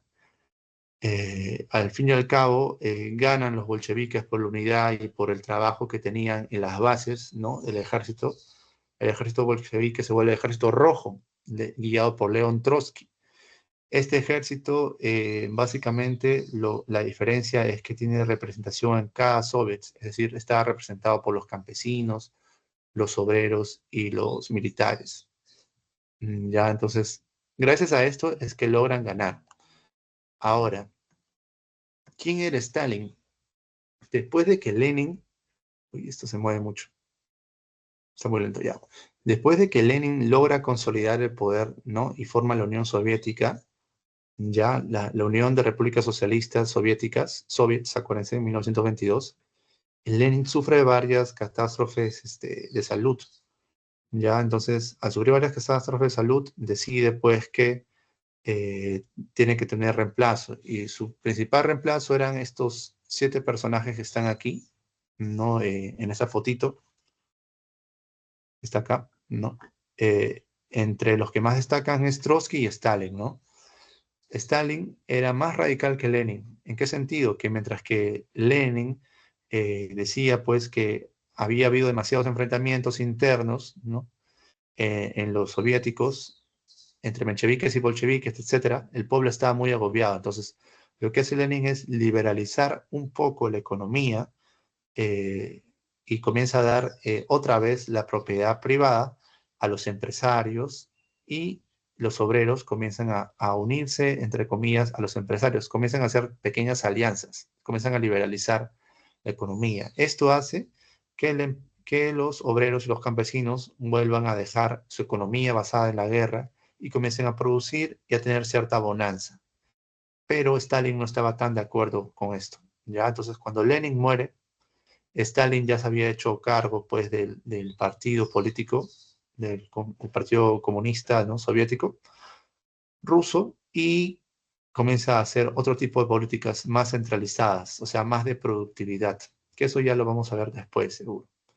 Pero lo bueno de Stalin es que comienza a planificar la economía de una manera más fuerte. Entonces, el gran crecimiento de la Unión Soviética es por Stalin. Todo lo que va a pasar en la Guerra Fría es gracias a lo que hizo Lenin y sobre todo a lo que hizo Stalin. O sea, la gran industrialización de estos países soviéticos es gracias al stalinismo, por así decirlo, ¿no? Que también básicamente es un estado hasta cierto punto autoritario, ¿ya? Un régimen dictatorial, como dice aquí. Hasta ahí con la Revolución de Octubre, entramos básicamente a la Revolución de Octubre, la Revolución Rusa o bolchevique, son sinónimos, Rusia, bolchevique, octubre. Ya, hasta ahí con eso veo el tiempo. Entonces entramos básicamente ahora a la Revolución Mexicana. Y aquí hay un pequeño cuadro que sería bueno que le tomen un screenshot. Ya, en este cuadro está más resumido las comparaciones, ¿no? Mientras, digámoslo así, las causas principales de la Revolución Mexicana fue la dictadura de Porfirio Díaz, que tuvo 31 años en el poder, imagínense. También la desigualdad agraria y explotación campesina. Desigualdad agraria y explotación campesina ha habido básicamente hasta el siglo XX en todos lados del mundo. ¿Por qué? Porque ya había una capacidad industrial en el mundo. Entonces, mientras que las ciudades crecían a través de las industrias, los campesinos seguían pues retrasados en cuanto a sus industrias y su posibilidad de ser incluidos en la sociedad. También las influencias de la democracia y los derechos laborales. En México fueron influenciados por esto, ¿no? Entonces, todas las revoluciones del siglo XX básicamente eran intenciones liberales, ¿no?, de poner al día los sistemas económicos, es decir, de que el capitalismo se impusiera sobre economías feudales, o sea, sobre economías atrasadas, ¿no? Entonces, las ciudades, las industrias tenían que crecer y por eso hubieron varios cambios sociales. Ahora, los líderes destacados de la Revolución Mexicana, está Madero, es alguien más ligado a las reformas políticas, ¿no?, o gubernamentales del Estado. Está Emiliano Zapata y está Pancho Villa, que son básicamente más líderes militares, ¿ya? Los objetivos eran derrocar a Porfirio Díaz y establecer una democracia por fin en México. Hacer la reforma agraria, ¿no? Viene la consigna de tierra y libertad. También una soberanía nacional, nacionalizar el petróleo, porque ya estaba en época de la Segunda Revolución Industrial, y los que participaron básicamente eran zapatistas o campesinos y la clase obrera incipiente. Entonces, los campesinos y la clase obrera, revolución. ¿Por qué? Por el tema de los cambios económicos en todo el mundo, chicos, en todo el mundo. ¿Ya? Entonces pueden ver ahí la comparación, los objetivos y la participación social, ¿no? Una diferencia, en Rusia los soviets estaban también los soldados, ¿no? Y también la participación femenina en Rusia. Las mujeres tienen su derecho al voto, el ingreso a universidades en Rusia. Rusia, la Unión Soviética, dentro de lo muy bueno que hizo, fue la participación femenina. El feminismo crece en Rusia, en la Unión Soviética. Entonces, lo que se hizo en la Revolución Mexicana es una liberalización de la sociedad. Se hizo la Constitución de 1917 con mayores derechos sociales, surgimientos del partido hegemónico del PRI, ¿no? Después las reformas agrarias parciales. El PRI equivale al APRA, ¿ya? Equivale al partido de Perón, equivale a los mencheviques, es decir, socialdemócratas con alguna idea nacionalista. Socialdemócratas con una idea nacionalista. ¿Ellos eran socialistas? Sí, pero eran unos socialistas moderados, por así decirlo. Ya, entonces, el impacto internacional, es el primer país, dice aquí, los mexicanos fueron el primer país en reconocer a la URSS en 1924. O sea, buscaban una cooperación, ¿no? También los mexicanos influenciaron en movimientos de Cuba y de Nicaragua. La Revolución Mexicana influenció también a la fundación del APRA. Ahí en la Torre se va a México y compara lo que sucedía en México con lo que sucedía en la Unión Soviética, ¿no? Entonces él decide que el APRA tendría más inspiración de México, ¿no?, que la inspiración soviética. La violencia, los costos, 1 millón de muertos en un lado, 10 millones de muertos en el otro lado, ¿no? Y los conflictos internos, ¿no?, entre los zapatistas, que eran más de índole campesina, y los constitucionalistas, que son más de índole burguesa o liberal, ¿ya? Ahora, términos zapatistas. Los zapatistas aún existen en México en una zona llamada Chiapas, que lo que ellos buscan es igual organizar a los campesinos e ir contra el narcotráfico y la corrupción del gobierno mexicano. ¿Ya? Entonces los zapatistas todavía existen, chicos. Legado ideológico, nacionalismo revolucionario, México, ¿no? Lo que influye en el APRA, lo que influye en Argentina con los peronistas y etcétera, ¿no? Y un socialismo moderado, ¿ya? Entonces, uy, ahora se pone lento. Bueno, ya. Entonces, estoy viendo la diapositiva. Entonces, para concluir, la Revolución Mexicana, las causas, la dictadura de Porfirio Díaz, el inicio de la posición de Franco Madero, el plan de San Luis de Potosí, levantamientos sociales, Emiliano Zapata y Pancho Villa, líderes militares, ¿no? Ahí están las batallas, el plan Ayala en 1911, el golpe de Huerta, la escena trágica, la rebelión de Carranza, el conflicto entre caudillos y la constitución de Querétaro. Estados Unidos intervino en todo el proceso. Es decir, las llamadas potencias liberales o burguesas intervienen cuando les conviene, ¿no? Intervienen porque ven que hay un régimen autoritario que no es aliado, entonces deciden enviar apoyo económico, apoyo militar, etcétera, ¿no? Entonces, en México y en Rusia, las revoluciones fueron apoyadas por Estados Unidos, por Inglaterra, etcétera. Y así sigue sucediendo en la actualidad. El conflicto Ucrania-Rusia, el conflicto entre Israel y Palestina también, ¿no? Si ven las noticias, se van a dar cuenta que sigue sucediendo. Ahora, tenemos que ir rápidamente a el crisis del sistema capitalista, 1929. Las consecuencias de la Gran Depresión, la quiebra de bancos, fábricas, etc. ¿Por qué el capitalismo quiebra si supuestamente, según Adam Smith y los liberales, se autorregula por una mano invisible, la oferta, la demanda? Hay dos pensadores, tomen el screenshot a esto, por favor. Hay dos pensadores y también hay un video que lo voy a poner en el grupo porque ya veo que el tiempo nos está ganando. Son bastantes temas, la verdad, pero es importante que lo tengan claro. Hay dos pensadores que van a dividir las ideas liberales. ¿En qué la van a dividir? En lo que hoy llamamos neoliberalismo, ¿ya? Los liberales antiguos están representados, como ven a la derecha, por Friedrich Hayek o Hayek o von Mises Hayek. Él habla de un liberalismo económico. El mercado se autorregula y no debe haber intervención del Estado. Este pensamiento es de la escuela austriaca. ¿Ya? Los austriacos, el imperio austrohúngaro, etcétera, pensaban así. ¿Por qué? Por sus condiciones de ellos, ¿no? De que ellos venían de un emperador que controlaba todo. Entonces ellos dicen que desde ahora no se debe controlar nada, etcétera. Entonces hay muchos economistas que hablan de eso. Hay un ajuste natural, que significa que las empresas que tienen que caer en bancarrota, van a caer en bancarrota, ¿no? Entonces no hay ningún problema con esto. Y ese es un pensamiento que existe aún, los liberales. Por ejemplo, lo que sucede en Argentina con Milei. Él tiene el pensamiento liberal clásico, o de la escuela austríaca o de Hayek. Mientras que el neoliberalismo o la respuesta al cambio, ¿no?, económico tiene que ver con John Maynard Keynes, o llamado keynesianismo. Habla de que es necesario una intervención del Estado en el mercado. Significa que lo que sucedió en Estados Unidos fue lo siguiente.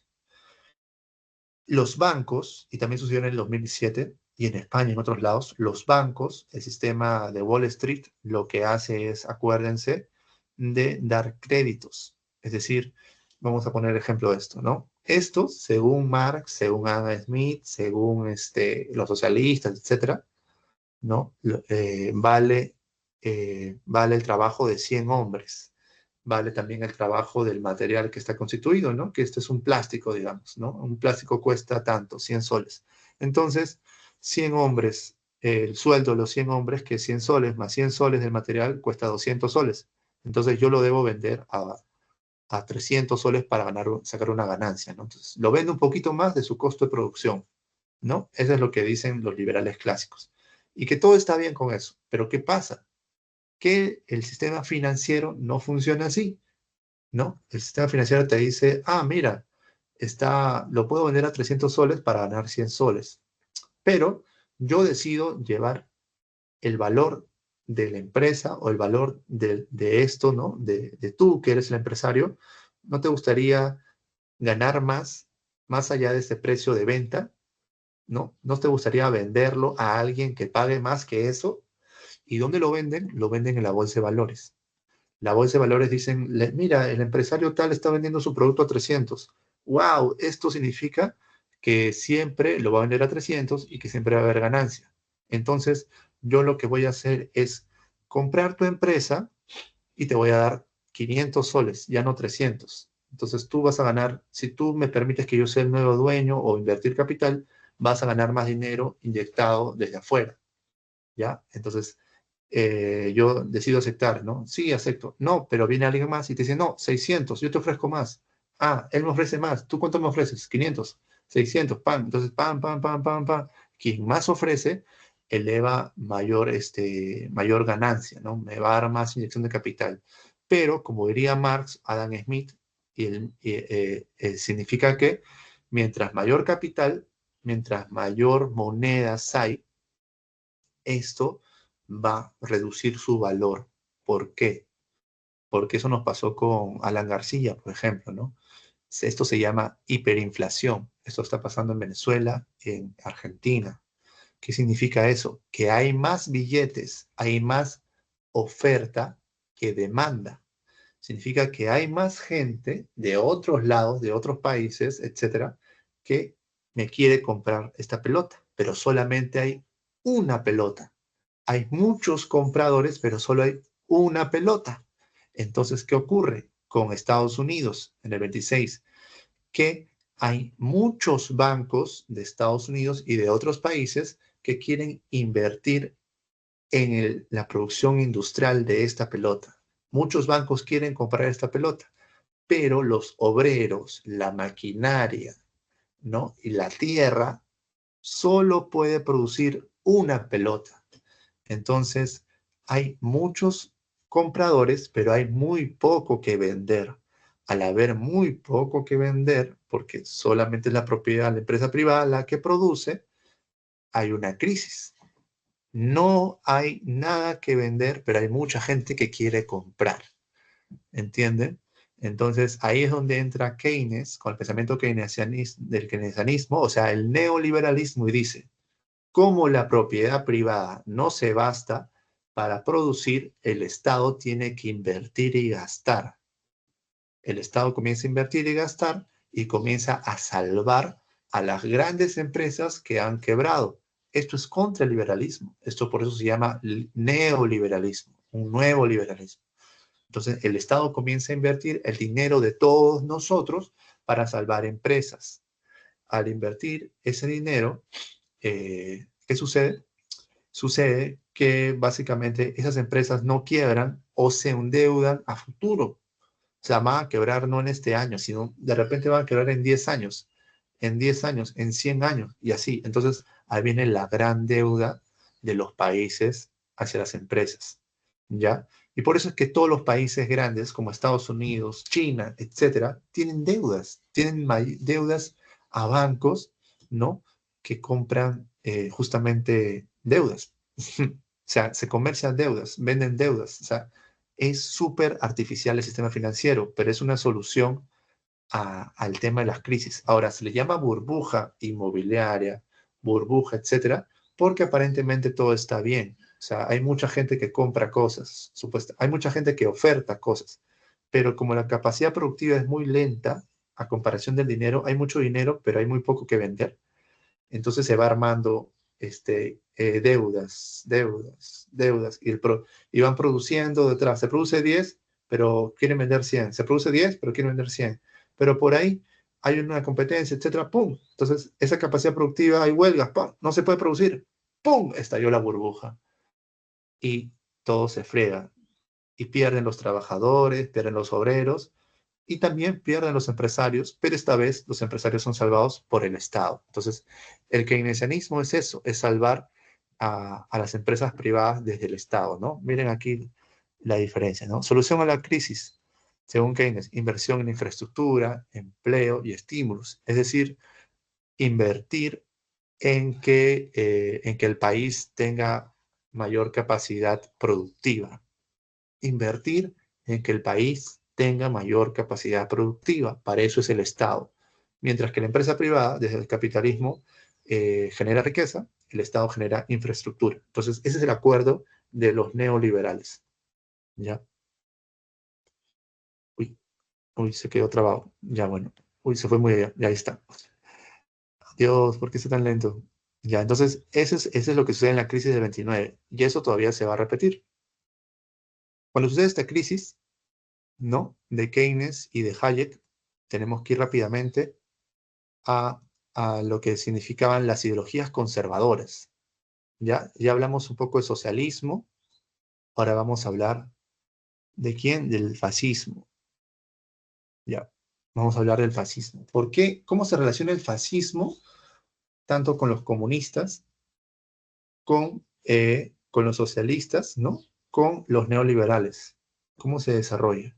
Los fascistas son esa respuesta de los conservadores, es decir, los zares, los reyes, todo lo que existía antes de la burguesía regresan, pero adaptándose a los cambios industriales, adaptándose a lo financiero. O sea, en la historia todo es cambio, pero no es un cambio de cero, hay un cambio desde antecedentes. Entonces, métanle screenshot a este resumen, porque ya veo que no nos va a alcanzar mucho tiempo, ¿no? Pongan el screenshot de este resumen de lo que es el fascismo, el nazismo y el falangismo. Todos son líderes nacionalistas, líderes que, así como el socialismo, exacerban el ánimo de los campesinos, los obreros, etc. Pero no pretenden hacer una revolución, un cambio desde los obreros, sino una revolución desde el Estado. Significa que el Estado es más fuerte que el mercado y que los trabajadores. Los liberales, pongámoslo así, los liberales dan más importancia, los liberales y los neoliberales dan más importancia al mercado y la empresa privada. Los socialistas y anarquistas dan más importancia a los trabajadores y campesinos. Socialistas, anarquistas, campesinos y trabajadores. Liberales, liberales a la propiedad privada, ¿ya? A los empresarios. Y los fascistas dan más importancia al Estado, al militarismo y a la religión. O sea, a identidades militares, identidades nacionalistas y a la religión. Por eso es que el fascismo con Mussolini se basa en miren, nacionalismo extremo, corporativismo estatal, significa que el Estado se hace cargo de todo. El nazismo de Hitler es un nacionalismo racial contra los judíos, ¿no? E incluso algo supremacista, que son superiores los blancos, ¿no? Y el falangismo español también es un nacionalismo desde los católicos, ¿no? O sea, se mezclan. Todos estos son conservadores llevados a lo radical y todos son dictaduras, ¿ya? Sus enemigos principales son todos los demás, los judíos, los liberales, los comunistas, las minorías, ¿no? Cada cierto tiempo en el mundo volvemos a regresar a inicios del fascismo, a inicios del conservadurismo. O sea, lo peor del conservadurismo, de los conservadores, son los fascistas. Se autodeclaran fascistas, se autodeclaran superiores, etcétera, ¿no? Ellos hacen la guerra y buscan la conquista. Ya, sus símbolos son distintos a los símbolos, pues, comunistas, que es una hoz y un martillo. La hoz significa los campesinos, el martillo significa los obreros. En el comunismo no. El comunismo tiene que ver con los saludos, no voy a decir saludos porque es un poco feo. Son saludos así que tienen que ver con los temas del César, con los temas de Roma, o sea, anhelan los imperios antiguos, anhelan el control, pero ya no un control, pero un control del orden pasado, ¿no? O sea, quieren regresar en el tiempo, actualizarlo, decían que todo antes era mejor, ¿no? Entonces, todo lo que significaba lo peor del mundo, entre comillas, se vea en el fascismo, en el nazismo, etcétera, ¿no? Esa es la visión del mundo tanto de los liberales como de los comunistas. Si algo que los liberales y los comunistas están de acuerdo, o sea, si algo que la derecha y la izquierda está de acuerdo, es que hay que eliminar al fascismo, porque el fascismo es racista, es xenofóbico, es machista, es lo peor del mundo a nivel ideológico. Pero eso peor del mundo ha tenido mucho apoyo, ¿ya? ¿Por qué ha tenido mucho apoyo? Por la economía, por el tema de que hay una romantización del pasado. Aquí hay una caricatura, por ejemplo, que da a entender las características del fascismo en la actualidad. También tómenle foto. No dice adaptación del libro de Humberto Eco de 5 estudios morales. Ya ahí básicamente está diciendo que Donald Trump es un neofascista o un tipo de fascismo nuevo. ¿Por qué? Porque va contra los derechos tanto de los musulmanes, que son conservadores también va el derecho de los afrodescendientes, ¿no? Y también va el derecho contra los latinos y contra la diversidad étnica. O sea, va contra todos los que no son americanos. ¿Por qué Trump, por qué los nazis hicieron esto? Porque lo que buscan es reunir a su pueblo, ¿no? Contra enemigos en común, ¿no? Es una estrategia política muy fuerte, muy de asesinar a que no sean como uno mismo, ¿no? Todos los que no se parezcan a mí no sirven, no valen, ¿no? Ese es el fascismo en general. Ya, entonces, este tipo de pensamiento se adapta al capitalismo, ya, porque comienza a producir. Ahí también está el nazismo, ¿no? Que es lo peor que pasó en Alemania, ¿no? Ahí habla de la obra de Mi lucha de Hitler, habla de por qué hay que rechazar a los judíos, etcétera, los comunistas, etcétera, ¿no? Tomen el screenshot, aunque eso lo voy a tener. Están las fechas. Vamos a ir un poco rápido porque ya vi la hora. El falangismo, ¿no? La fundación de la Falange Española, eh, ahí el general Francisco Franco, ¿no? En la época de Franco, Franco combate, ahí viene contra quién, contra los anarquistas. Ya, el error de los anarquistas que tenían al general Durruti es que comenzaron a irse en contra de la religiosidad. El error de los comunistas en su momento es considerarse ateos, es ir contra las iglesias. ¿Por qué? Porque mucha gente del pueblo eh, tenía pues su raíz ligada a la espiritualidad. Entonces, las correcciones tanto anarquistas como comunistas en la actualidad simplemente son más tolerantes o desarrollan un pensamiento de convivencia. Por eso es que si ustedes ven las noticias, está Estados Unidos, que hace guerras por todos lados, está Rusia también, que son conservadores ambos gobiernos, y están los chinos, que tratan de evitar guerras, tratan de conversar con todos, porque los chinos, siendo del Partido Comunista, han cambiado su perspectiva del mundo, ya no es una perspectiva de enfrentamiento, sino de cooperación, ¿no? Incluso para que haya una revolución china, lo que tuvo que haber es un reconocimiento del pensamiento de Confucio. Y Confucio, hasta cierto punto, representaba pues a los conservadores, ¿ya? Representaba a los conservadores. Es como que los rusos hubieran, la Unión Soviética hubiera aceptado pues la Iglesia Ortodoxa, ¿no? Etcétera.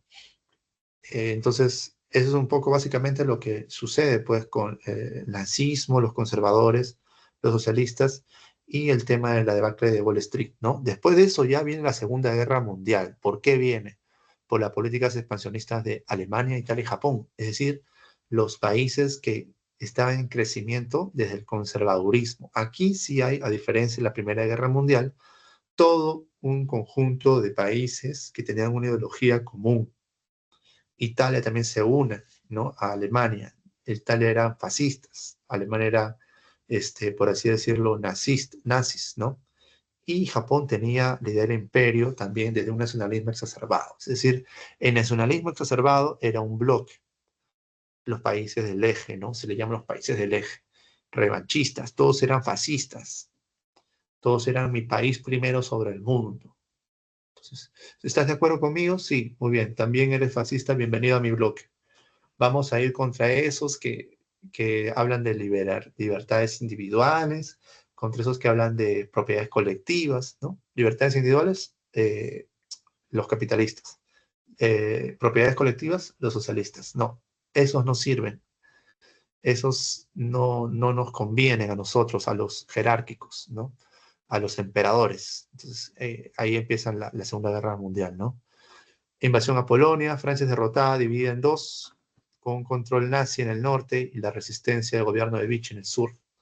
Ataque aéreo a Inglaterra, Alemania.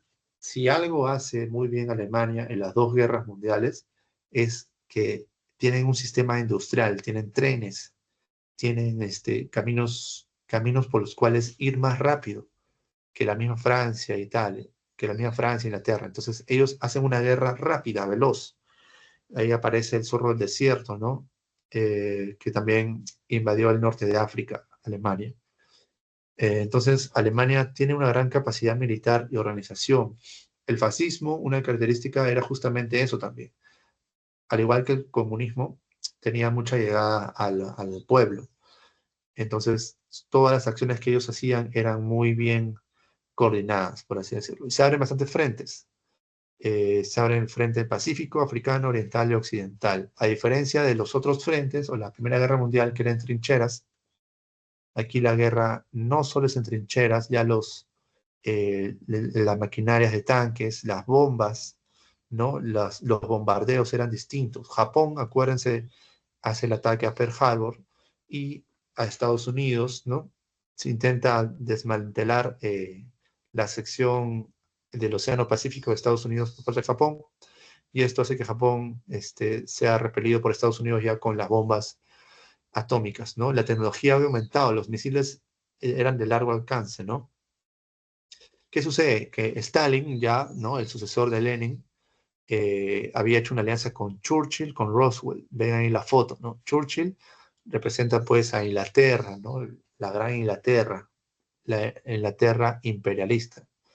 Roosevelt representa a Estados Unidos, que eran los liberales nuevos, y Stalin vestido de militar, ¿no? El ejército rojo. Entonces ellos se unen, los liberales y los comunistas se unen, como se unieron en cada uno de esos países para derrotar a los conservadores o a lo que quedaba de las monarquías, ¿no? O sea, la derecha y la izquierda se unen contra el fascismo, chicos. Eso es importante. Por eso es que aún existen pensamientos de izquierda y de derecha ampliamente públicos, ¿ya? Pero de estas consecuencias, de esta Segunda Guerra Mundial, se establece la ONU, Estados Unidos y la Unión Soviética se vuelven las primeras potencias, ya no Inglaterra, ¿ya? Entonces el tema de la cantidad de territorio comienza a importar, no solamente la capacidad industrial, sino qué tanto territorio puedes abarcar. Por eso la Unión Soviética es gigante, bueno, Rusia es gigante también, Estados Unidos también lo es. ¿Qué más? Había los juicios de Nuremberg, donde se comienzan a jugar a todos los nazis. Muchos de los nazis vienen a Sudamérica, sobre todo a Argentina y a Chile. ¿Ya? Después de esto viene la Guerra Fría. Ya las potencias eran los soviéticos, o el socialismo, o los comunistas, contra el pensamiento capitalista. Ya los fascistas habían salido del mapa. Entonces, Alemania también se divide en capitalistas y en comunistas. Y hay el muro de Berlín, que cae en 1992. La 91, me parece. Bueno, la Unión Soviética también cae en esos años. O sea, Rusia comunista cae, pero la Unión Soviética o los comunistas no eran los únicos comunistas. Aparecen también Cuba, aparece Vietnam, aparece Corea, aparece China. Ya son países en los cuales los comunistas llegan a tomar el poder. Entonces, el enfrentamiento de la Guerra Fría fue un enfrentamiento directo entre Estados Unidos y la Unión Soviética, dividió el mundo en dos grandes bloques. La rivalidad se llevó en planos políticos, económicos y ideológicos, de manera indirecta en el militar. ¿Por qué de manera indirecta? Porque los representados por la Unión Soviética, por ejemplo, Cuba, se enfrentó a Estados Unidos, Vietnam se enfrentó a Estados Unidos y se enfrentó a Francia y también Inglaterra, imagínense, Vietnam, apoyado por la Unión Soviética, eh, etcétera, ¿no? La misma Corea también se enfrentó a Estados Unidos. Entonces, muchos países fueron apoyados, pues, por los soviéticos para enfrentarse a Estados Unidos para hacer su propia revolución, ¿ya? Y al mismo tiempo, Estados Unidos también apoyó a países africanos, por así decirlo, que estaban en regímenes socialistas, que eso no está en la separata, pero es parte de lo que pasó, por ejemplo, en Irán, o lo que está pasando en Irán, lo que pasó en Irak, en Afganistán, todos esos países en algún momento eran soviéticos, pero a partir del apoyo americano a los conservadores, es decir, a cierto sector fascista, imagínense lo que hacen los americanos, apoyan a cierto sector fascista religioso, se tumban los estados soviéticos o socialistas y se instauran los estados fundamentalistas, que irónicamente después se rebelan ante Estados Unidos y se vuelven terroristas como Osama Bin Laden y demás, como Ayatollah en Irán, que ha sido atacado por Estados Unidos hace poco, ¿no? Entonces, muchos regímenes que eran socialistas dejaron de serlo gracias a que Estados Unidos apoyó a los fundamentalistas. Y los fundamentalistas son tierra de nadie, pues, ¿no?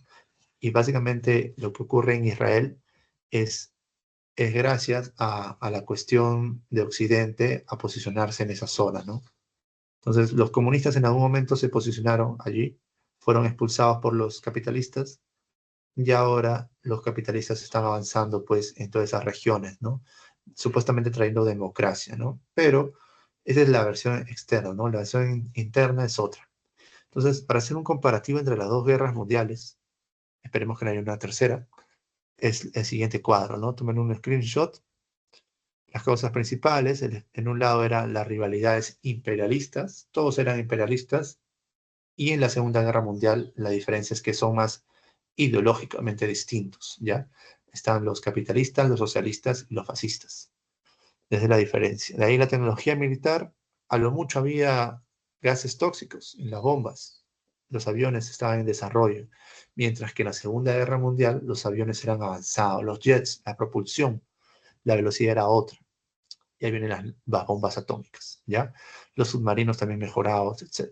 La escala geográfica.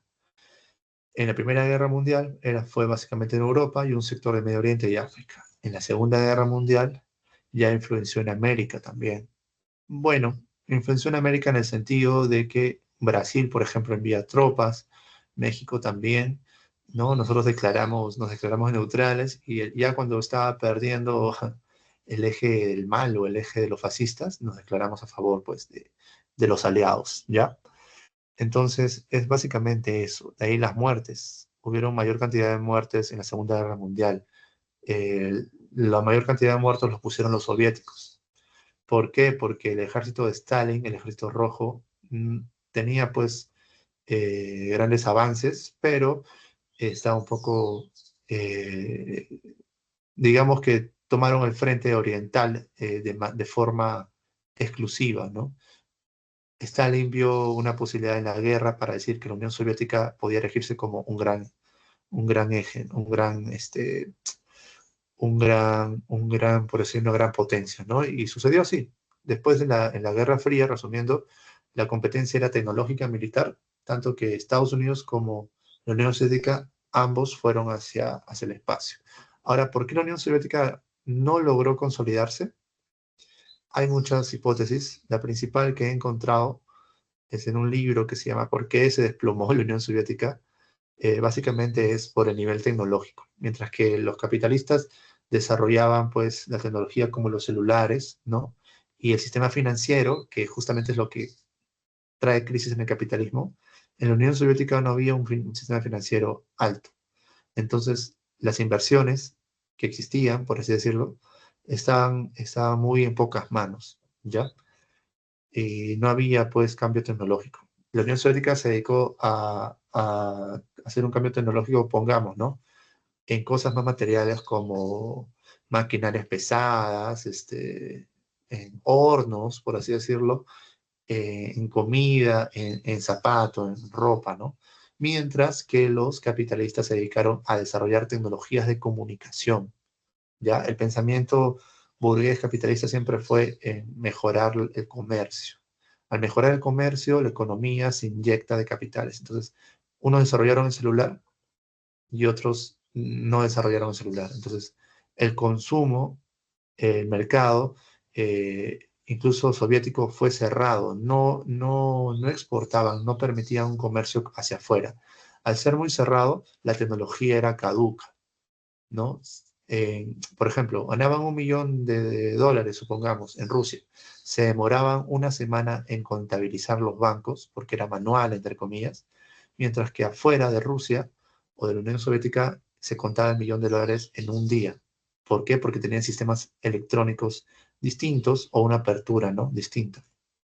Entonces, esas fueron las razones por las que Rusia o la Unión Soviética cayó, porque hubo bastante contrabando. Entonces, el pensamiento ruso ya no pudo ser sostenido por la economía mundial, ¿no? El capitalismo había avanzado más rápido que el socialismo a nivel económico. Es algo que después China corrige, y por eso China actualmente es una potencia mundial. Incluso se dice que tiene mayor avance tecnológico que el mismo Estados Unidos. ¿Por qué lo corrige China? Porque comienza a ser zonas en las cuales había libertad económica y los empresarios chinos comienzan a surgir, empresarios chinos que son parte del Partido Comunista Chino, que eso lo veremos después. Bueno, entonces la caída de la Unión Soviética es básicamente por eso, porque no se adaptaron tecnológicamente ni comercialmente. Aquí está un bloque, ¿no? De lo que estamos mencionando, ¿no?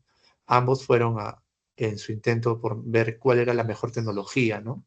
La tecnología de los rusos era muy útil, duraba mucho tiempo, pero no generaba una gran demanda, ¿no? Entonces, la sociedad era más estática hasta cierto punto. Tenían de todo los soviéticos, tenían derechos sociales, tenían derecho a la mujer, todo, pero también había bastante represión y no había capacidad de que los empresarios puedan crecer, ¿no?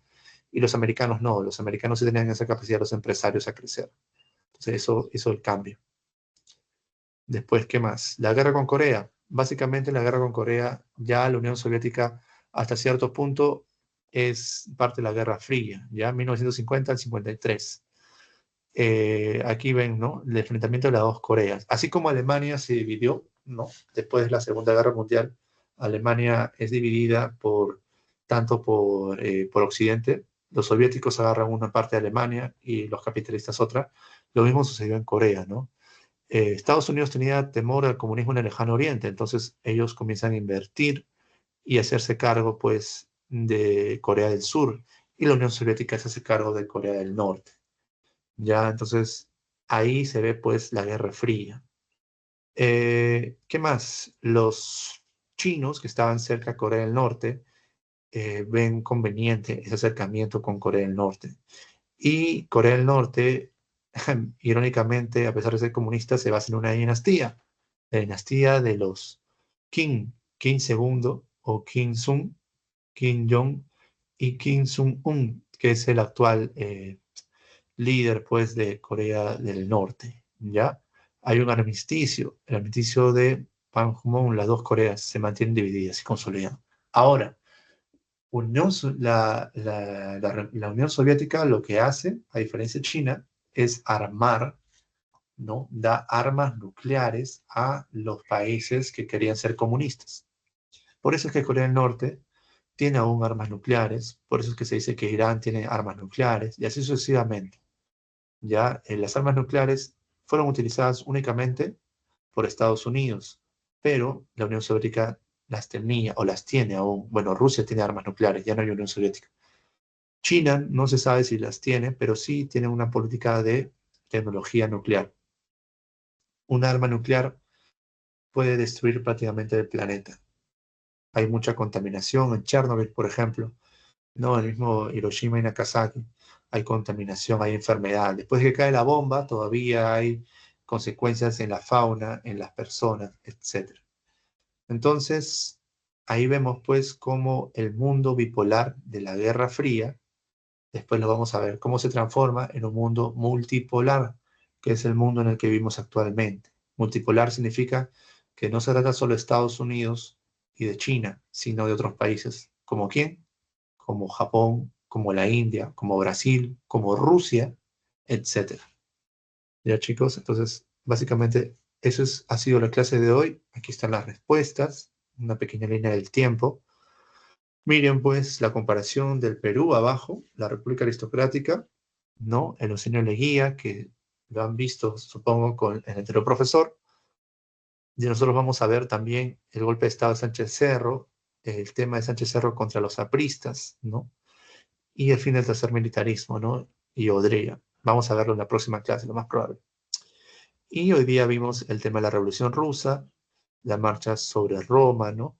Stalin cuando asume el poder, el Jueves Negro, que básicamente es la caída de Wall Street, que les explico un poco la división, que a partir de la caída de Wall Street surgen los neoliberales que tienen que ver con la intervención del Estado en el mercado, y los liberales se quedan atrás, ¿ya? De ahí el tema de Hitler, el tema de la Guerra Civil Española, que son los falangistas o Franco, que básicamente es entre anarquistas y los conservadores, y el inicio de la Segunda Guerra Mundial, que es el revanchismo de los fascistas o conservadores por la conquista de Europa o mejorar sus límites geográficos. Entonces, también al final la Guerra Fría, ¿no? Tomen el screenshot a esto, igual lo voy a pasar. Son los videos que no hemos podido pasar, solamente hemos podido pasar un poquito la Revolución Rusa. Son bastantes temas que me apasionan, como se habrán dado cuenta. Aquí hay algo importante y gracioso. Lo que dice Gran Debate, Adam Smith versus Karl Marx, les va a ayudar mucho a entender los pensamientos tanto de los liberales como de los socialistas. Otro también es el rap de Hayek y de Keynes, que es el pensamiento de los neoliberales y de los liberales, lo que hemos hablado un poquito. Y todo lo demás son resúmenes leves de 9 minutos, 10 minutos, que pueden verlo pues mientras que toman desayuno, mientras que van a la academia, a visitar a sus padres, etc. ¿Ya chicos? Tomen el screenshot a eso. Y ahora vamos a resolver rápidamente las preguntas, las claves. Ahí están las claves, también tomen el fotito.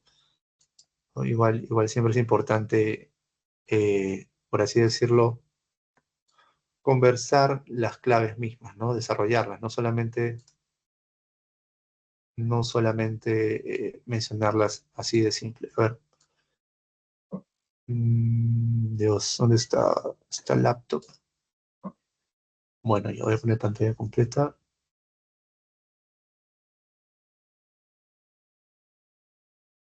Ya, este laptop está ya llena de información, tengo que vaciarlo.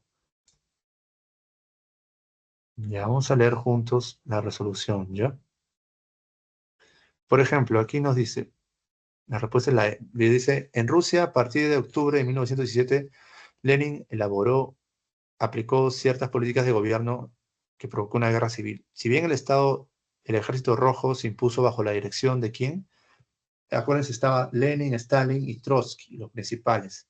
En Rusia se dio una baja producción alimenticia que llevó a la escasez y al hambre. Para solucionar esta crisis decretó en 1921 una revolución estatal conocida como con la finalidad de incrementar la producción. La respuesta es la E, ¿no?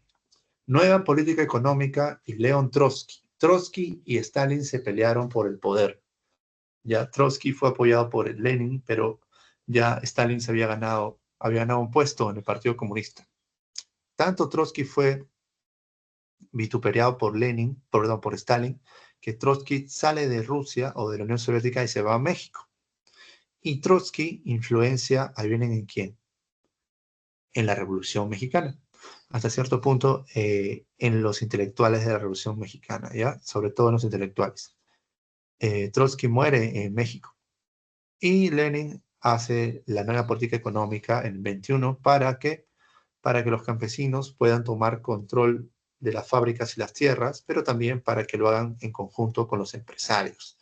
Este tipo de nueva política es lo que hace China después, ¿ya?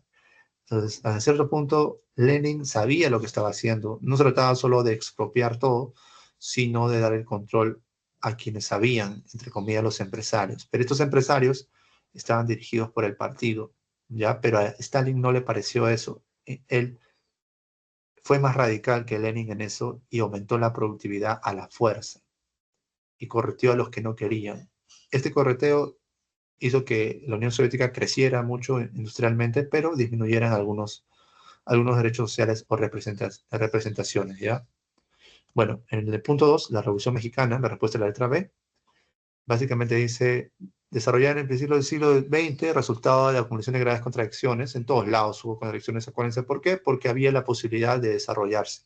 Como hay una posibilidad de desarrollarse en la industria, te vas dando cuenta de que, oye, hay muchos que están desarrollados y otros que no, hay brechas. En la actualidad eso se llama brechas sociales, ¿ya? Entonces, correlacionemos. Dice, como en la respuesta de la letra B, dice Francisco Madero confrontó políticamente al gobierno de Porfirio Díaz. Él es la cara más institucional de la Revolución Mexicana. Pancho Villa apoyó el levantamiento popular en el zona norte de México. Emiliano Zapata, insurgencia en el sur y representa el Plan Ayala. Lo importante entre Pancho Villa y Zapata es que ambos eran líderes militares, ¿ya? Pero los zapatistas o Zapata tenían una idea de gobierno no aventurero. Pancho Villa era una especie de aventurero, nómade, ¿no? Él era más de pensamiento, por así decirlo, no quiero decir la palabra pistolero o cowboy o vaquero, pero básicamente era alguien que estaba en contra de las injusticias, pero un pensamiento más espontáneo, mientras que Emiliano Zapata sí tenía una idea de cómo gobernar. Por eso es que presenta el Plan Ayala y por eso es que aún existen los zapatistas, ¿ya? El Venustiano Carranza impuso la promoción de la Constitución de Querétaro. Es alguien ya más legislativo, ¿no? Alguien más legal. Entonces la respuesta es la letra B. En la número 3, la respuesta es la letra D. Estamos acabando. Dice, en la segunda década del siglo XX, la especulación financiera, la sobreproducción industrial agrícola, entre otras, causaron la crisis del 29, lo que decía el inicio entre los neoliberales y los liberales, ¿no? Ante la cual, uno de los pocos que señaló la posibilidad de una crisis, adivinen quién fue. Adivinen. Fue Keynes, ¿no? Keynes ya está hablando de este tema de las burbujas, ante la cual afirmó que el Estado tenía que intervenir y regular algunos sectores estratégicos de la economía nacional. Algunos sectores, no todo. Esto era una recomendación para regular grandes industrias y el sistema bancario. Esta propuesta se hizo efectiva durante el gobierno de Franklin Roosevelt, el que también gobernó en la Segunda Guerra Mundial, ¿no? Sí, Roosevelt. Imagínense, con el nuevo tratado, el New Deal, ¿no? Acuérdense la idea del neoliberalismo, de que el Estado tiene que salvar a los banqueros. Ya va contradictoria a la idea de que hay una autorregulación del mercado, ¿no? Hay un debate. Y la cuarta, durante la Segunda Guerra Mundial se llevaron una serie de enfrentamientos entre los años 1939 y 45, entre países aliados y los del eje. Acuérdense, los del eje tenían todos pensamiento fascista, conservador, xenofóbico, machista en muchas maneras, religioso, ¿no? Entonces, esa es la diferencia con la Primera Guerra Mundial. Al respecto, a la información mostrada indica la cantidad que contenga valor verdadero o falso. Como la respuesta le trae, entonces, la operación de Barbarroja pretendía la invasión a la Unión Soviética por parte de los alemanes del 41. ¿Se hizo la operación? Sí, pero no tuvo éxito, ¿ya? ¿Por qué? Porque los soviéticos y las condiciones climatológicas. Eso ya pasó con Napoleón, ¿no? Sobre todo pasó con Napoleón, ¿no? Y también en la Primera Guerra Mundial. Pero las condiciones climatológicas de Rusia hacen que sea un país muy difícil de invadir de forma terrestre. Después, el ejército de Hitler ocupó Moscú debido a la falta de resistencia soviéticos. No, falso. Estamos diciendo que no funcionó la operación Barbarroja. Y Stalingrado se interrumpió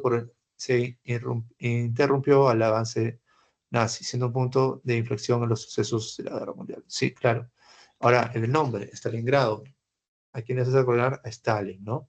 Antes, ¿cómo se llamó? Leningrado. Stalin le cambió el nombre, ¿no? Y antes, ¿cómo se llamó? Petrogrado, ¿no? O sea, el nombre fue cambiando según las circunstancias históricas para cambiar la conciencia de las personas o su memoria, ¿no? Y por último, el tema de la Guerra Fría, desarrollada en el siglo XX, las potencias vencedoras Estados Unidos y Unión Soviética rivalizaron en diversas áreas. Entre ellas la carrera espacial, también lo militar, acuérdense, hasta la caída pues, de la Unión Soviética en el 91, ¿no? ¿Cuál de estos, respecto a la carrera de la URSS, cuál es la respuesta correcta? Dice la E. Lanzó al vacío al Voskov primero, al primer cosmonauta soviético, Yuri Gagarin. Nadie puede negar que la Unión Soviética logró esto, ¿no? Ahora, algo curioso, se dice que Estados Unidos llegó a la Luna, pero también se dice que básicamente ese video que sale es mentira.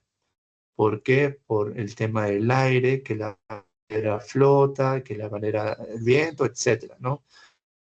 Todo propaganda. Entonces, en el tema de, a partir del 45 o de la Segunda Guerra Mundial, la propaganda, el tema de la televisión, el tema de la gran imprenta, de los monopolios comerciales, de las comunicaciones, surge de manera muy importante. Entonces, las guerras, la ideología, va a llegar a las masas, va a llegar al pueblo, va a llegar de forma masiva. De llegar de forma masiva, va a cambiar la forma de hacer la guerra. Por eso es que en la actualidad podemos ver cómo hay grandes guerras que son transmitidas, ¿no? La transmisión de guerras, tanto en Medio Oriente, en Rusia, en Israel, etc. Entonces, chicos, eso fue todo por hoy. Les voy a mandar un screenshot de los cuadros comparativos para que puedan repasarlo con calma. Y también el screenshot de los videos para que también lo puedan ver en sus tiempos libres. Espero que puedan tomar desayuno, estar tranquilos, disfrutar este inicio de semana. No se olviden siempre de repasar, de tomarlo con calma.